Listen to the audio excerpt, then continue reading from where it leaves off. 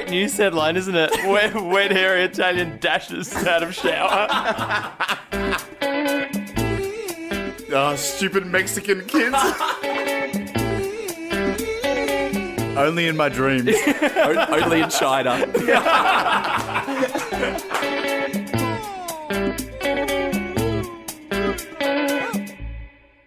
Hello and welcome to Patchwork. My name is Dion and I'm with Christian Welcome to Patchwork. and Josh. Welcome to Patchwork. Before we get started, guys, we'll have a little update on a story we broke a couple episodes ago. Talking about one of my friends who finished his job and he actually got paid to not work for 3 months. And I think we're all a little bit unsure the exact terms of it.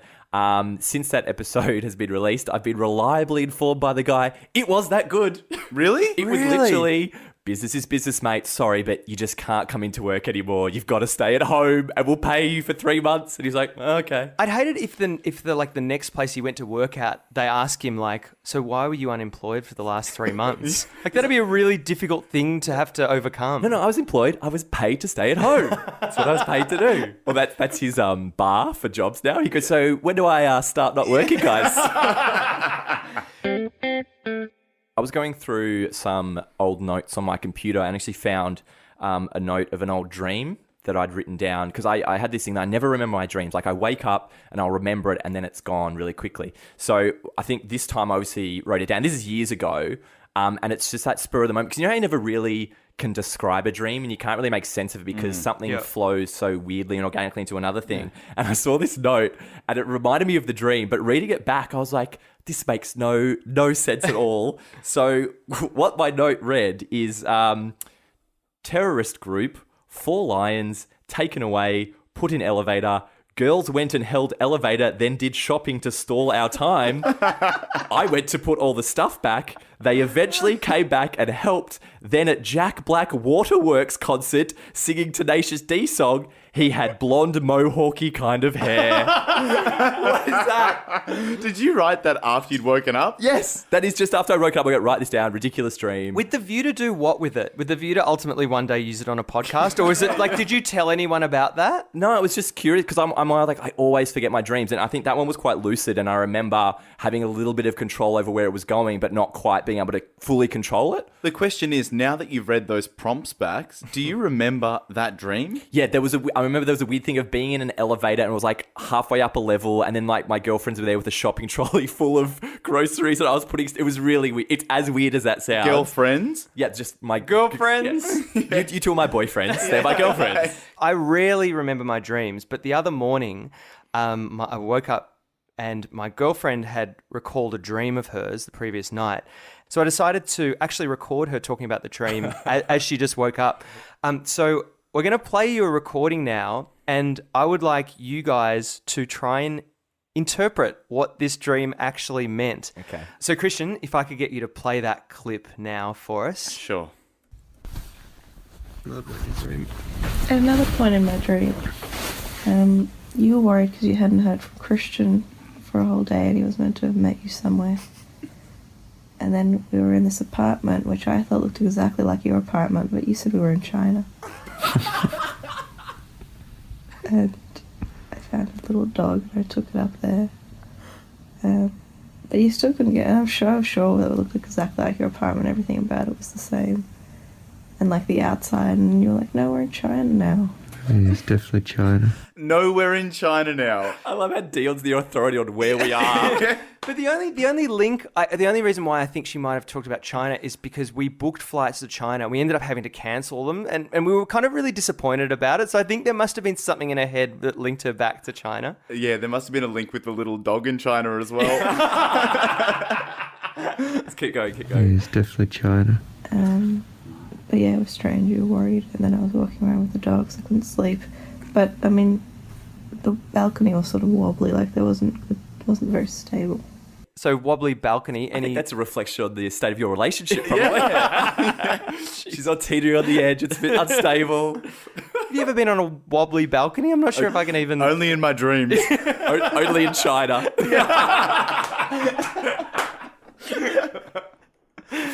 So it didn't feel like it would hold us up. And then weird people coming to the balcony, which was strange because it was on like the 12th floor. Didn't really make a lot of sense. What was the other dream? And the other dream was like a movie. Well, it didn't start off as a movie. So it started with the roll of credits. So we were bowling, but then it turned into this big ocean and the guy was giving lectures. And first there was a little boat that came and it had like asylum seekers on it or something. These boys needed assistance. They have like CPR and stuff. So if you didn't hear that, asylum seekers came on a boat and she had to give CPR assistance to them. Dream took a dark turn, didn't it? But it was like a movie. Does she know CPR? No, I don't think she does. That's not safe then. And then we got the ocean, and then there was like this huge wave of starfish that fell from the sky. Not from the ocean, but they fell from the sky. But they were fine, they weren't poisonous or anything. Wait a second. Wait. So a huge wave of starfish fell from the sky? Yep. But don't worry, they're not poisonous. They're not poisonous. No, I'm going to worry about the huge wave of starfish falling from the fucking sky. But, go on. And then the second wave, they were all poisonous. And like the instructor ate it, knowing it would kill him. I don't know why. And then it turned into me being in a movie. Sorry, imagine that already as a movie. I think it's great. It's going to be the Battleship sequel or something. I really like the idea of that guy, all these starfish coming up and this guy just nibbling on one of the poisonous starfish and being fine with it. It's like a bear getting salmon. He's like... With very American actors about this sort of couple that are with each other through kind of strange, I guess through like soldiers and war. And near the end they'd finished and this guy was interviewing them like how their life was going now that he wasn't in war, and he was talking about the different jobs he could do. He was like, well, I guess I could guard like weird compounds and stuff. Weird compounds. Not a normal compound, a weird I'd love one. the job interview for that one. So why do you want to work for us? Well, I've guarded other weird compounds in the past. And this one looks especially weird. Do you have any starfish here? They're like there's weird families and be a security guard, and she was saying they were happy that a kid. And then it ended when I was in the bathroom, and they were like, I guess the film was showing me these different graffiti walls and what they were saying, and like it was symbolic, like they were saying things that about relationships and something like, oh, I can't live without you and all this sort of stuff. That's amazing. So in her dreams, which are sometimes perceived as being symbolic, she's having symbolic thoughts in the dream. That is layered. That is heavily layered. And then there was all these kids running around. I think I was in Mexico. We've got one dream in China. Sorry, Dion, did you confirm it was in Mexico or not? I guess we'll find out.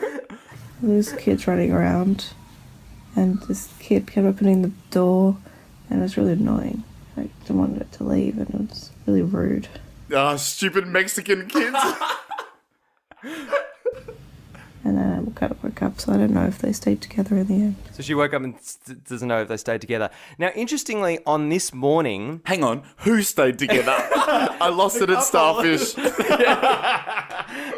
Now, interestingly, this same morning, it was a very rare occurrence because I remembered my dream. Oh, wow. So I recorded myself remembering my dream. Christian, if you could just play that clip.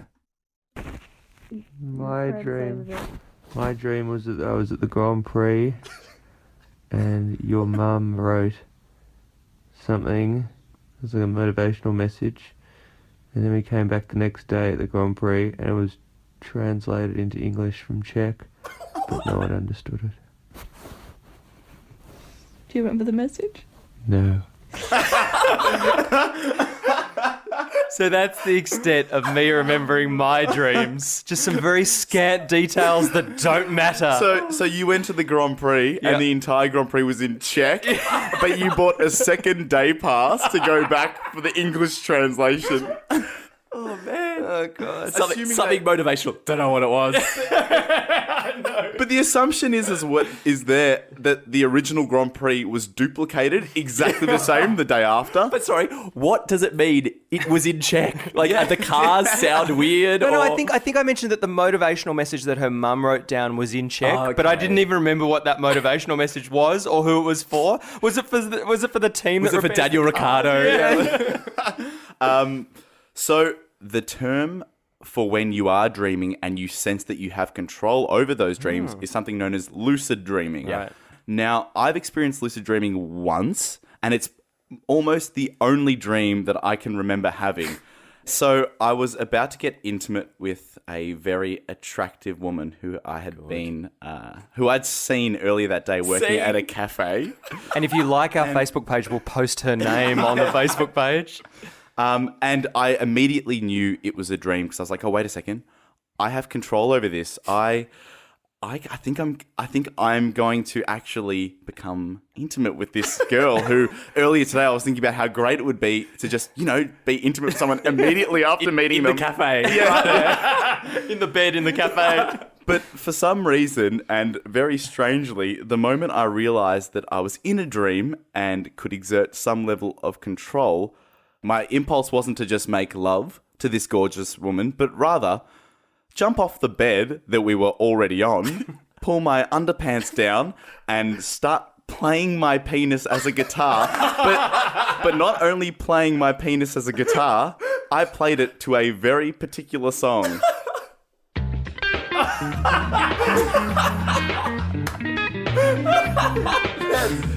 And that's not where it ends. So, immediately after I started playing this song... Great figure work. Which is John Mayer's Neon, I somehow transported to being in the ocean, and I was surfing the girl who worked at the cafe. Who was nibbling on Starfish. And I kept playing the song to an audience of people who were on the shore. What an amazing visual that is. By the way, I love that you identified that as the lucid part. Okay, that was the weirdest fucking thing. Yeah. And you went, no, I controlled the weirdest fucking thing of my dreams. I took us there. But one fascinating, amazing thing about dreams is that, or any faces you see of people, strangers, like if you're walking on a street and you see a stranger here, a stranger there, your brain... There's no made-up faces in a dream. Your brain is using faces you've seen maybe throughout that day. Someone you didn't even, you paid no attention to. You just saw their face. Yeah. Your brain populates faces in your dreams with those faces. Incredible.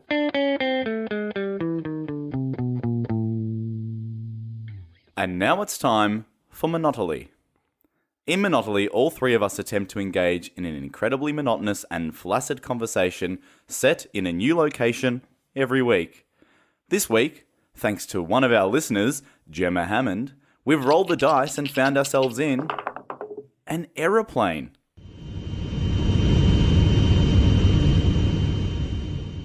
So coming back from Bali as well.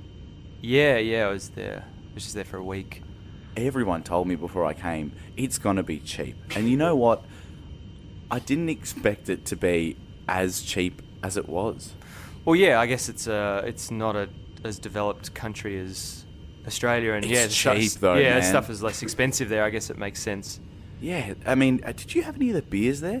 I like beers. Yeah, I had beers there. Yeah, it was good. And did you go shopping? I bought near some... Kuta Beach. Yeah, I went. No, I didn't actually go to Kuta. I was on a yoga retreat in Ubud, so I just did that for most of the time. I didn't really want to go to Kuta. What's the shopping like in Ubud?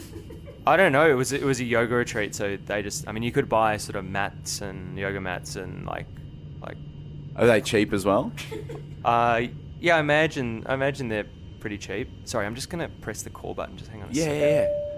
So do you reckon they would also kind of sell singlets and stuff at Ubud as well? Yeah, quite possibly. I mean, as I said, it was more like this is more of a spiritual kind of journey for me. I just really needed to wind down from work. Yeah, the wife and kids came along this time with me. Actually, that's them sitting in the. Hello, sir. How you going? Hey, I'm just wondering. I'm a little bit hot in my seat, and also my iPad isn't working.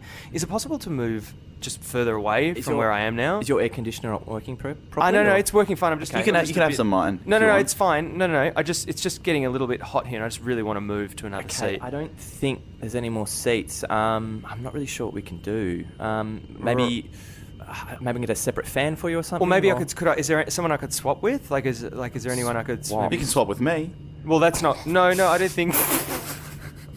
I don't know if that's. Well, that won't really alleviate the problem, will it? It's still a bit hot. Yeah, it's still a bit hot, so I'd prefer to... Is there a seat sort of... You got to take your jumper off, mate. Was there a better seat that I can sit in? But so you're in first class. Yeah, I know, but I just really want to get out of this seat. This is the best seat in the plane. I know, but I really want to get out of this seat. You're sitting here in the cockpit. I know. I'm just going to press the call button again. I want to speak to you.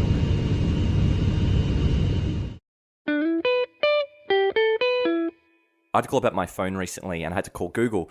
And I was speaking to one of their employees at the call center. I presume it's a call center. And he's probably not English as his first language, but he spoke very good. But there was one particular phrase that he didn't quite get, and I think he'd been told, use this phrase. It's a great phrase, but he didn't quite know when to use the phrase. So when a normal person would say, "I'm just going to put you on hold. I'll be right back." Normal person. Yeah, something like that. When a fluent English speaker might say, I'm just gonna pop you on hold, I'll be right back. He would say midway through the conversation, put me on hold a few times. Every time he put me on hold, he said, "Welcome, please wait." Do you think that it would be terrifying to be an Indian person now trying to call your friends on the phone, knowing that they're probably going to hang up on you immediately? I'm sure. I'm sure it would be. I actually watched a documentary on Indian call centers, and the pseudonyms that they use, it's like when we hear these names, I don't know if we recognize how they thought of it, like what process they come to, but it's basically just them just coming up with these funny names and names they really want. Names. It's kind of like funny names. So we feel like when we hear that someone is called like Gordon Ramsay or whatever. That's never happened. That has never happened. Sorry. So you're saying your issue is that one of them might call themselves Michael. No, not but you Michael. know that's obviously not their name. No, it's usually something like Prince. And there aren't many people called What Prince. do you mean it's usually? How many times have you called a support line and it's, "Hi, this is Prince speaking." Hi, this is the call center formerly known as Prince. I cannot believe we are still on the phone with people having to spell things phonetically. I can't believe that there isn't this way of entering into your phone.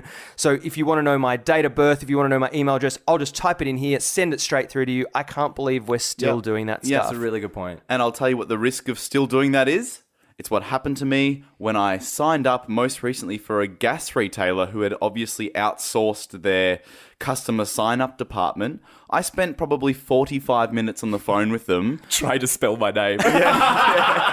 Yeah. Come on, Prince. This is the 5th time. I spent about 45 minutes on the phone with them setting up our new place for gas.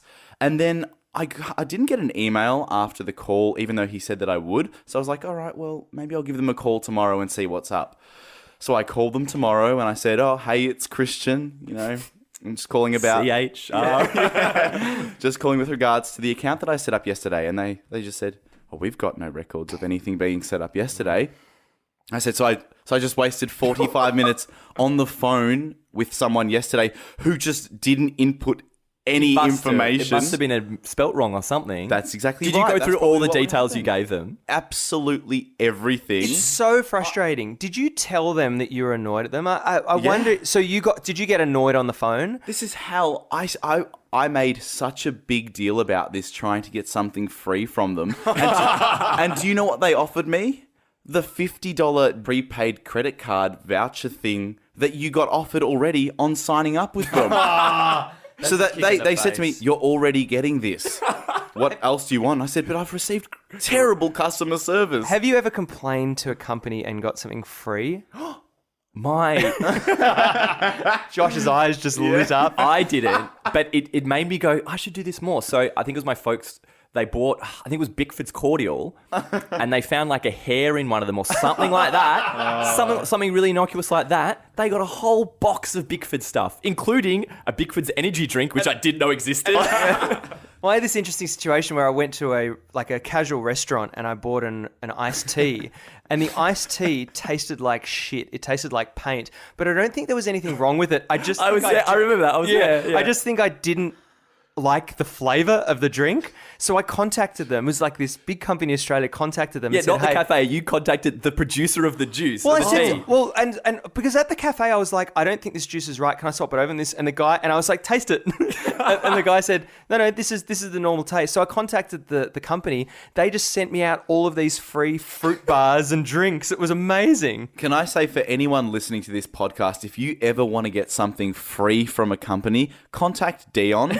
I've never known someone to be so effective at getting free things from companies. The other day, I'd enrolled in an online course. Well, I was going to, sorry, and the promotion stopped. And you told me, what did you tell me? Well, I said to you, like, just contact them and say, hey, I really meant to sign up during this period. Something came up, I forgot. Are you able to, like, just extend this promotion just for me? And what did they do? They extended the promotion just for me and allowed me to select 2 other courses with the same discount applied.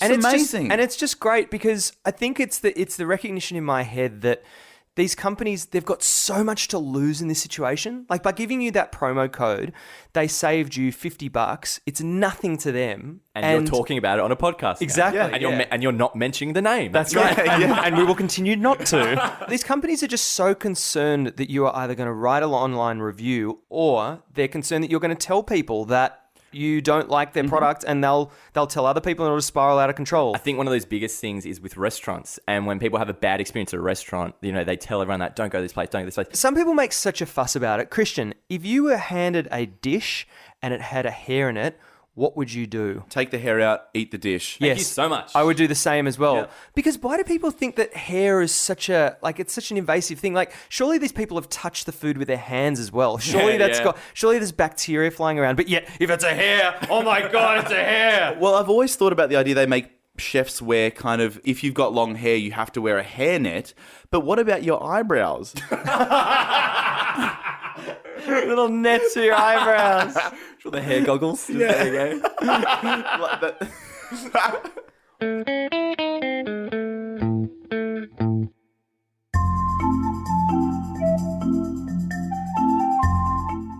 It's Monday morning and 2 colleagues meet in their work elevator.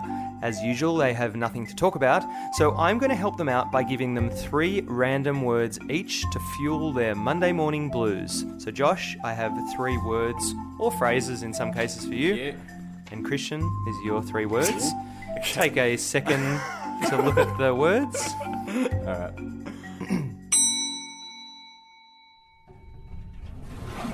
Oh, hey Christian, how you going? Hey, Josh. Morning. How are you? Man, big weekend.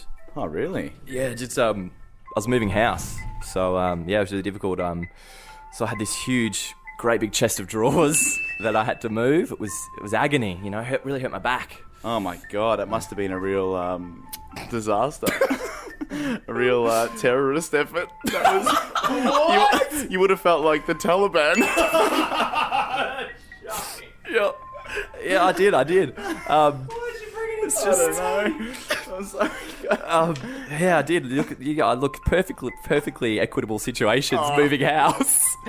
But yeah, the other thing, moving to a new place and moving out of the old one, so I had to clean the backyard. So, normally I'd use a broom, but this time I thought I'll splurge. Went and got a leaf blower. Wow. Oh, sorry. I thought you said glass blower for a second. Yeah, I hate working out in the garden on the weekends, to be honest, because you always have to wear those hats. It just gives me such bad hat hair. Yeah, I remember last week we were out together and you had really bad hat hair. I remember it clearly because we'd been out drinking and we went to get a souvlaki. And you took your hat off and it looked terrible. Yeah, I look like the Taliban. This is my stop. I'll see you. Okay. See you, Crisp. See you, John. So I've recently moved out into a new apartment, and the positioning of my room is it's kind of iffy because to get from the bathroom to my room, I've got to run past my housemate's room, and he often leaves the door open, and there's just a full-blown view through his window into our opposing neighbour's kitchen. Right? How far is it? Like a few meters? It's a few meters at best. So it just so happens that every single time I finish having my shower and I do my naked run You got a naked run? to my bedroom. I know it's a run as well. Just bring your towel in, mate. Simple. Solve that problem.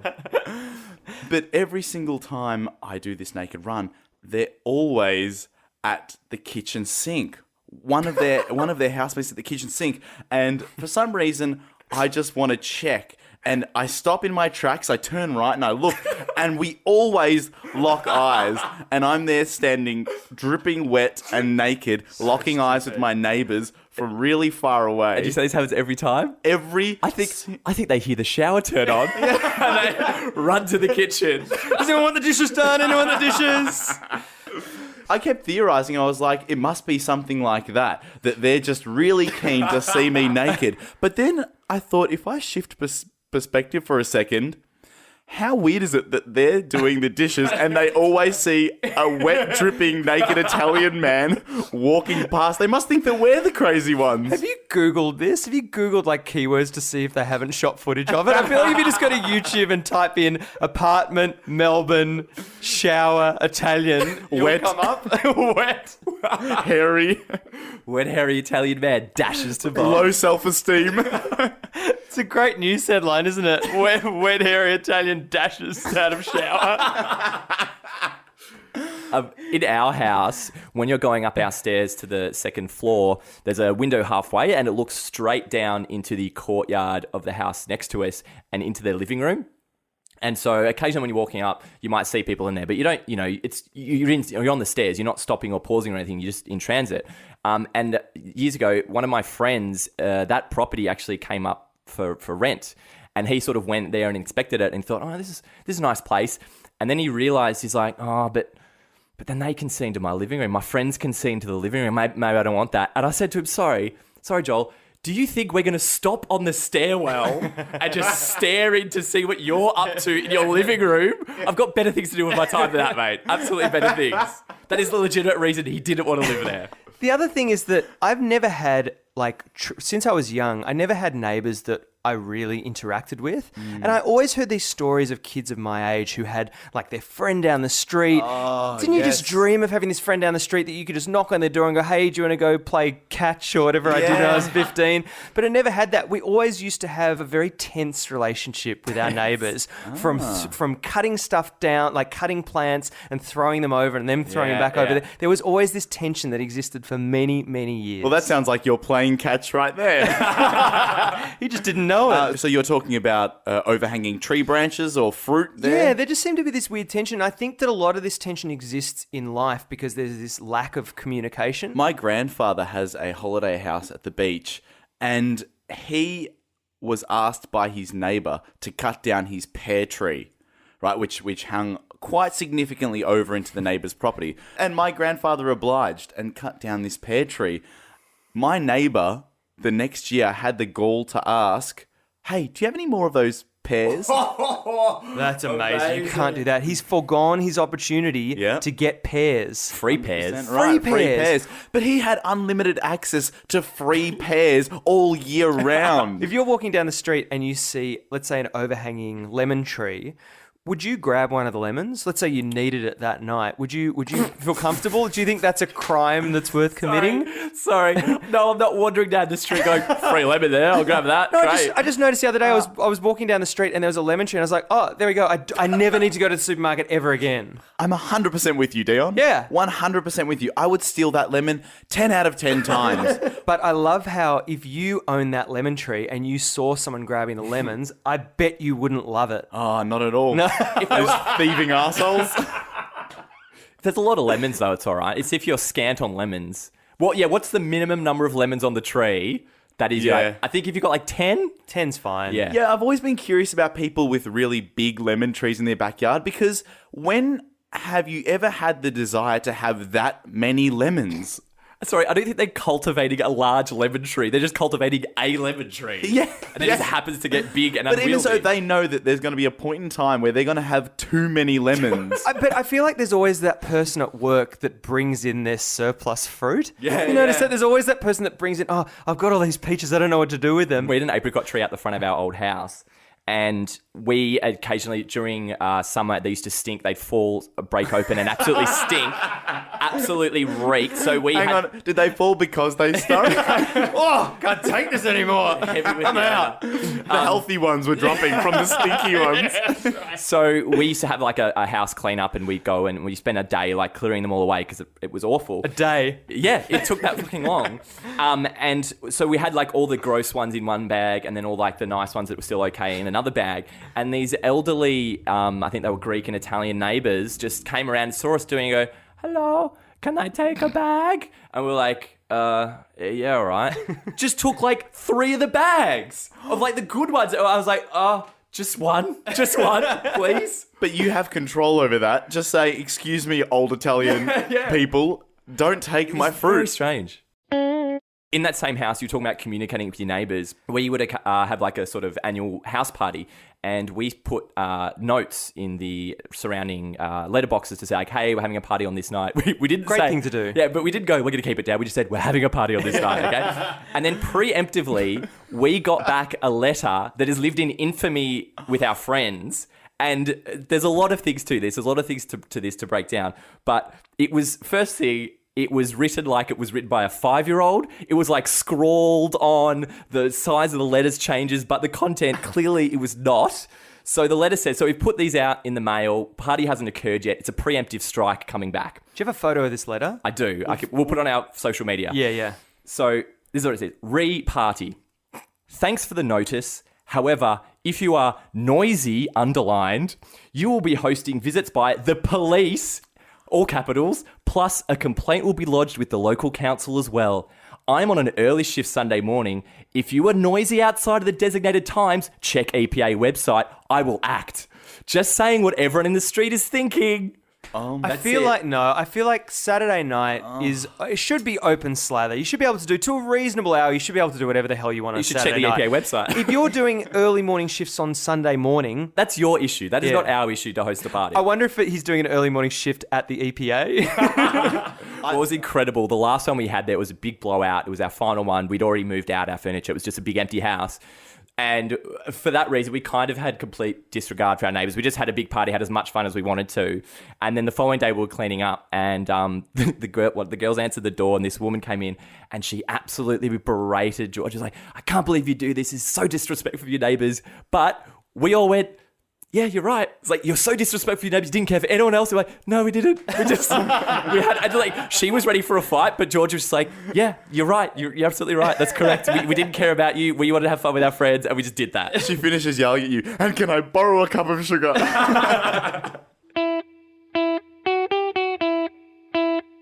Really, really good. You know what's really, really good? Really, really good. You know what's really, really good? Do you know what's really good? Hosting a party at your own house and not having to travel home. Really good. Really good. Really good. You know what's really good? When something is really expensive, but you know a guy and he totally looks after you. Really good. Really good. Really good, really good. You know what's really good? The little bit of mist that comes out when you open a can of Coke. Really good. Really good. Really good. Do you know what's really good? Good parenting and well-behaved children. Really good. Really, Really good. good. Dion. You know what's really good? When you feel a sudden urge to go to the toilet just as you're opening the front door to your very own home. Really good. Really good. Really good. Really good. You know what's really good? Taking the first dip with a knife into a fresh jar of Vegemite. Really good. Really good. We love hearing your really goods, and if you want to submit your really goods to us, please search for us on Facebook. You know what listener Dan Enright thinks is really good?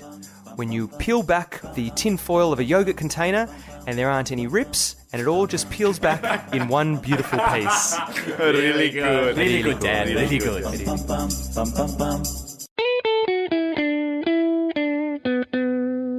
Thank you for listening to Welcome to Patchwork. If you would like to find us, you can find us on Facebook at Welcome to Patchwork. And you can also review us on iTunes. That really helps us out when we get those reviews up. So thank you for listening to Welcome to Patchwork. I have been Dion. I've been Josh. And I've been Christian. Goodbye. Goodbye. Goodbye.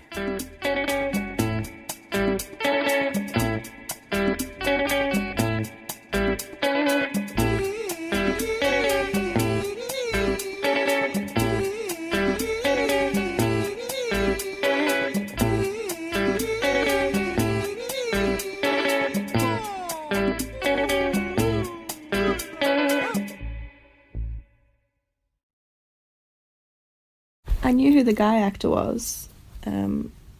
He's like a well-known... I think I've seen him in a military movie before. Didn't know who the woman was.